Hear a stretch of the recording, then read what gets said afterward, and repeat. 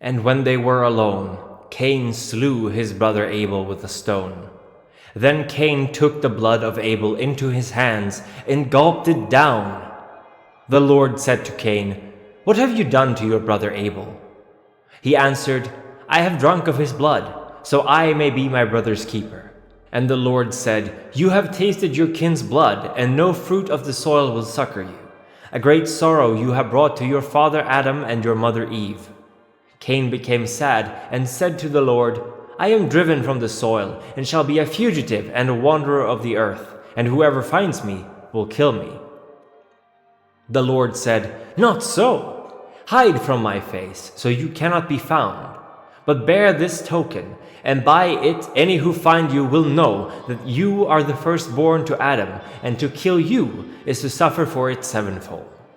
And Cain was marked by the Lord, and went out from his presence to dwell in the land of Nod, to the east of Eden. The story of Cain and Abel, from the text of the Definitiones Caelestiae. The worship of Cain, the Dark Father, and Lilith, the Dark Mother, has run like a dark streak throughout vampiric history since time immemorial. Certainly those who would follow the first woman would find themselves persecuted in ages past, especially by those whose memories of Cain, their clan founder, were still fresh in mind.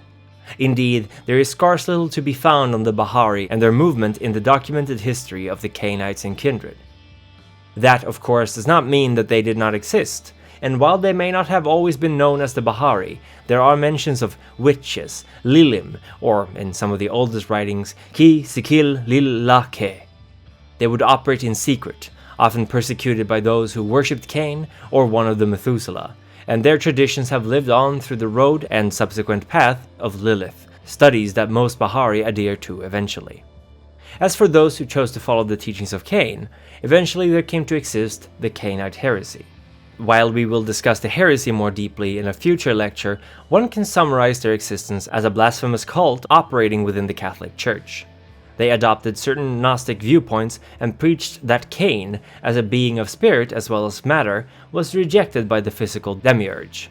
The eventual coming of Christ, they taught, was in fact the second manifestation of Cain, and that with the third one, the physical world would end. The Cainite Heresy worked tirelessly to infiltrate the mortal bastions of faith in order to subvert its teachings, to corrupt its worshippers, and thereby reduce the threat of true faith. Yet many, if not most of its believers, likewise also strove to have the third incarnation of Cain be born, and for the cage created by the Yalabouth to be broken, the Cainites free to assume their roles as godlike beings.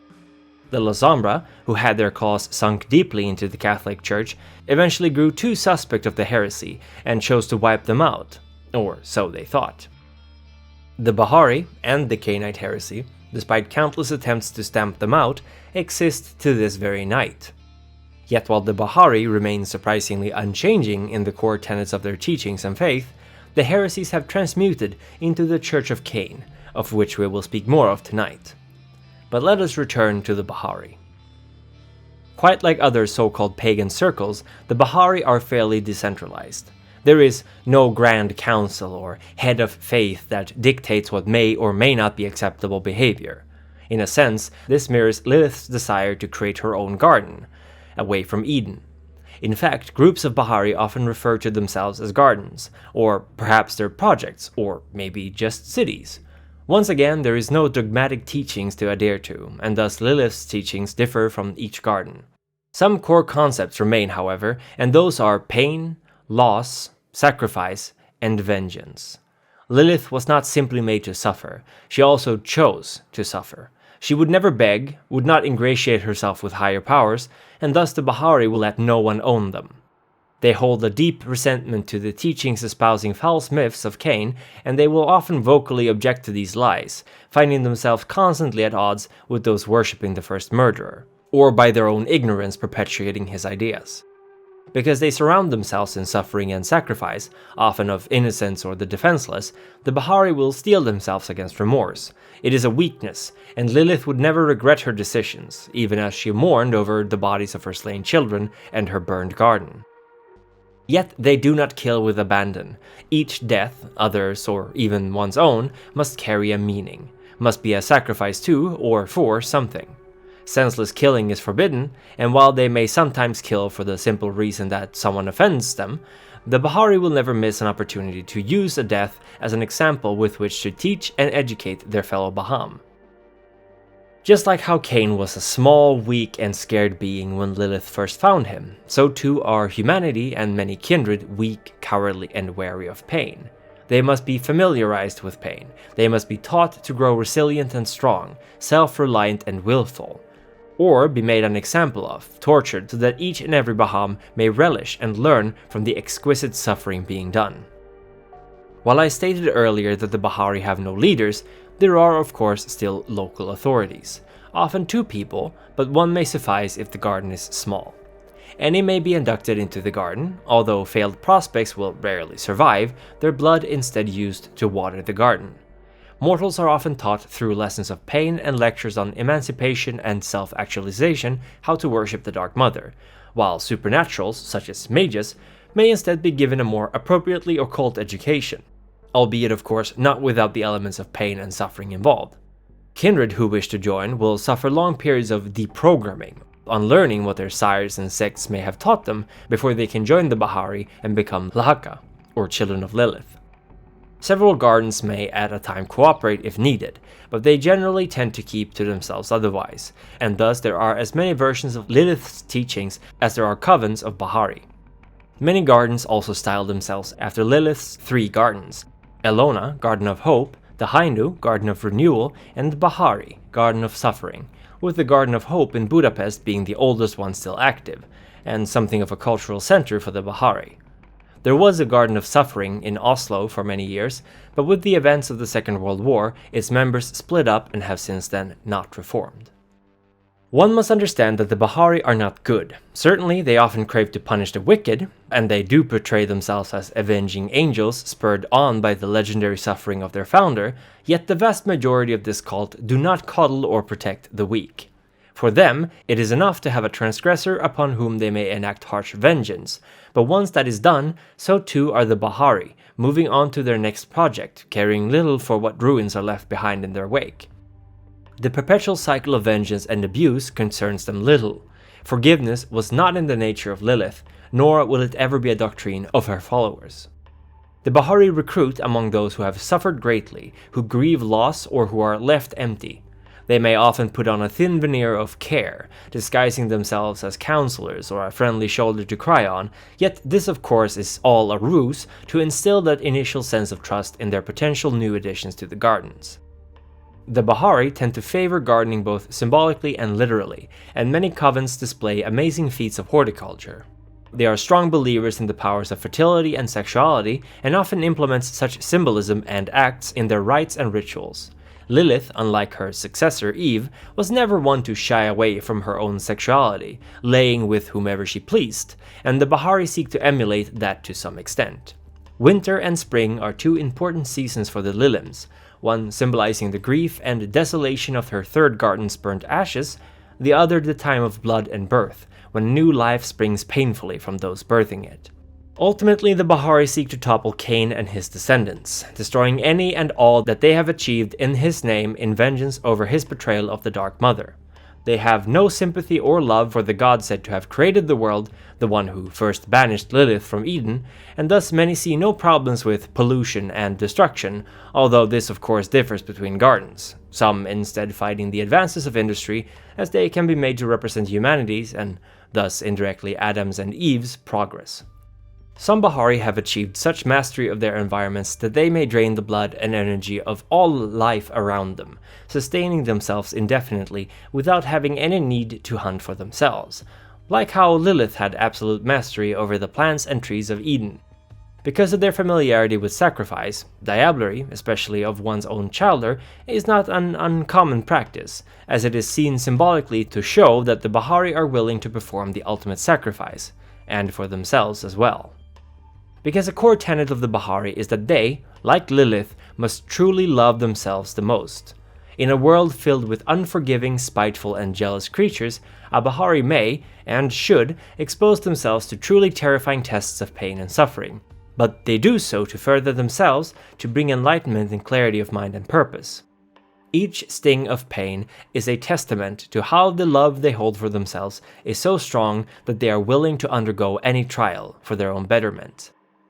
The Church of Caine, unlike the Bahari, operate very much in secret, spreading primarily within the Camarilla, much to the dismay of its leadership as they fear its teachings will erode the cohesion of their members.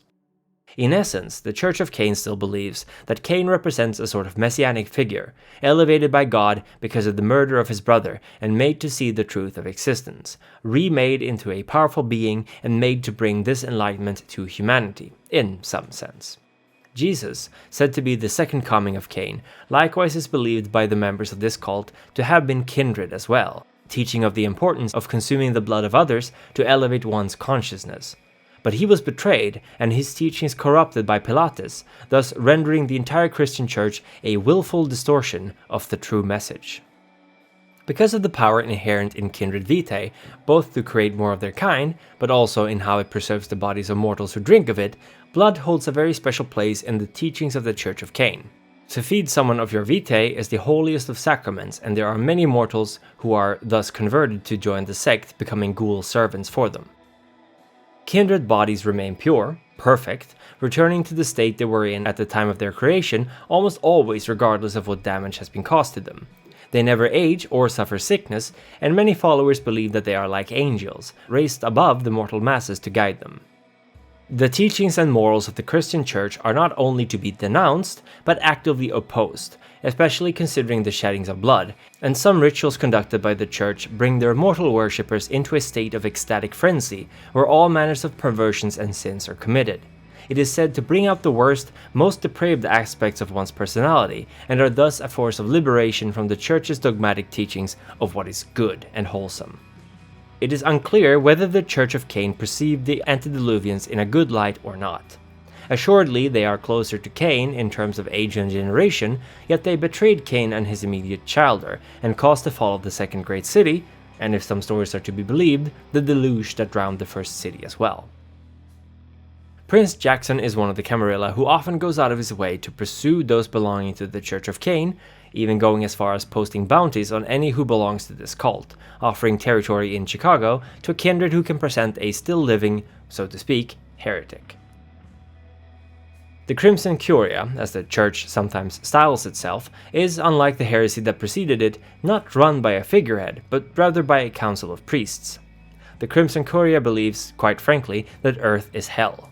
They perceive all beings, and all existence, as layered. Mortals are far down, although of course not quite as far as the fallen angels, and kindreds rise above their former kind, approaching the enlightened states of Cain, and maybe even eventually the Demiurge, creator of everything. While the Church of Caine remains more dogmatic in its teachings than the Bahari, their approach is far from the fire and brimstone sermons one would expect. Indeed, they often draw in new recruits with easy-to-understand metaphors and parables, tending to focus on how Cain and his get are raised above the mortals in terms of power and blessings, concepts easy enough to grasp even by the freshest fledgling. However, as they sink their hooks into these recruits, more will eventually be revealed to them. Because of their outward seemingly benign appearance, some kindred have come to believe that the Church of Caine may be in fact teaching a path to the mythical Golconda, something the Crimson Curia has neither confirmed nor denied, although they will often argue against the concept of a curse, seeing as they believe Cain was blessed for his actions. Since the La Sombra, the same clan who once wiped out the heresy, have now joined the Camarilla, many members of the church are wary around this clan and the sect, even as a not insignificant number of them are also of the Clan of Shadows. Thus, all in all, the Church of Caine keeps a low and gentle profile, hoping that this will help them amass enough strength to keep themselves safe should it be more openly known what they are preaching. The Church of Caine believes strongly in hierarchy and structure, unlike the Bahari. Unlike his predecessors, however, the hierarchy is not based on age, but rather merit, and while it adopts many of the trappings of the Church, blending Catholic, Gnostic, and Eastern Orthodox teachings, it does this in order to further strengthen their proposed relationship to Jesus and his Church as Cain returned. The Church of Caine usually teaches self-control and moderation to its kindred followers. They strongly urge any followers of their creed to keep their inner beast on a leash, to only feed from those beneath them in hell, and to help their faith in bringing about the third coming of Cain. Mortals are little more than cattle, sinners who deserve to be less than their superiors, and therefore the Church is quick to point out that feeding from them is no different than a mortal feeding from livestock. It is what they exist for, with the odd exceptional individual who may be brought into their fold, of course. Thus, the killing of mortals, while potentially tasteless, is considered no worse than the killing of a cow. Fire and sunlight is often employed as tools with which to temper one's soul and flesh, and many Gnostics, as followers of this faith are often called, test themselves and their faith by walking through fires, exposing a limb to direct sunlight, and so on. They have also come to embrace the thaumaturgical path of the flame as their signature power, so to speak, as they believe mastery over the very flames that wound them is crucial in order to surpass this weakness. The Church does not forbid diablerie, instead in fact condoning it, as long as the one killed in this matter is a kindred unworthy of their blessings, ideally also a vocal enemy of the faith. The Church preaches that all souls are born and reborn into an endless cycle, including vampires, and thus the only way to destroy an enemy of Cain is to devour their soul. This perception is, of course, one they rarely express outside of their own circles. The Church of Caine's fire and faith symbolically stands in a stark contrast to that of the Bahari, and indeed the two consider each other fundamentally opposed enemies, although some Baham take perverse pleasures in destroying a Gnostic's faith so utterly that they happily embrace the teachings of the Dark Mother, who in their faith is portrayed as a fallen angel unworthy of worship. There is, of course, much more to learn about these cults, and the many, many more forms of worship to be found amongst Kindred and Cainite alike. The red stars passing triggered in the otherwise secular sects of the Camarilla and Anarchs a strong apprehension for the times to come, and with the beckoning having served to draw away many of the guiding voices of the ivory tower, those left with the reins have to resort to a baser measure to retain control over their masses. Thus, kindred faith have flourished in the last couple of years, begrudgingly tolerated by many leaders who accept the cost in return for the respite they offer their congregation. Yet some, like Kevin Jackson, fears that inviting this plethora of worldviews and perspectives, ideas that often stand in radical opposition to each other and to the ivory tower, is to court disaster. Their numbers are 5, and they are dark gods. Snow, an insightful yet compassionate master. Bambi Parsons, whose passion inspires and leads by example. Dr. Sheepington, a sage and venerable keeper of ancient wisdom, the unemployed writer whose words have guided nations through the aeons, and Dougal, the ancient and terrifying who stalks the night. These are our masters, and to worship them is to attain salvation. Their childer the Methuselah sit like kings and queens above us, their wills ours to obey. They are Her Satanic Majesty Danny, reborn through fire and ice, Maximilian S. Hardcastle, a master of our ancient jihad, Socrates Johnson, a scholar and mentor, the ambitious and loyal Lauren Eason, the influential yet enigmatic Procyon, and Alexander Canehurst of the dreaded Vilebloods, are all to be respected and feared. On the council of the Primogen are seated Edward Reed, Colin Gifford, 06, Stone Wolf 18, Jokerman, Ian Nichols, the Black Friar, Ravenfang, Brad Hardwick, and Pilgrim, wise leaders and of good judgment. This week the council would wish to welcome the elder Brandon Hunter Hayden to our midst with open arms. We are ever in your debt for the loyalty you have shown. We would also wish to honor the Ancile Idrin. Thank you once again for all of your support, my friend. Naturally, all our elders, ancile and neonates, receive our gratitude from the bottoms of our heart. Without your support, this would not be possible. And thank you for watching. Now be careful out there, for Gehenna may soon be upon us.